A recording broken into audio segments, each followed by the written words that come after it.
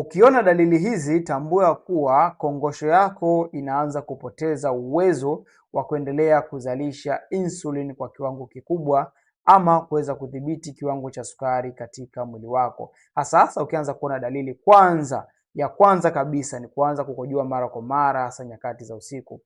Unakuwa unakojoa mara 3, mara 4, mara 5, mara 6, mara 7. Kuna wengine mpaka mara 10, hasa nyakati za usiku pekee, yani anakojoa sana.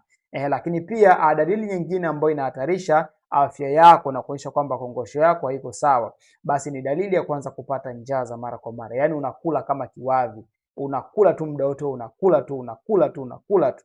Hiyo sio dalili nzuri. Lakini pia dalili nyingine ambayo mtu anaweza kuipata ama kuanza kuashiria kwamba kongosho haiko sawa na kuzalishwa kwa insulini kumeanza kupungua ama kumeanza kuwa affected, ni pale ambapo unaamka asubuhi ukiwa umechoka sana. Yaani hujafanya kazi yote, umechoka. Yaani unaamka asubuhi unaenda kazini ukiwa umechoka. Nikwambie tu kuwa hakikisha unafuatilia afya yako. Hakikisha unafanya vipimo, kwa sababu hii inaweza kuwa hatari ya kuonyesha kwamba kongosho yako imeendelea kuathirika, imeendelea kuchoka na kushindwa kuweza kufanya kazi yake vizuri. Na kituo kinachofuata ni wewe kuwa mgonjwa wa kisukari mtarajiwa.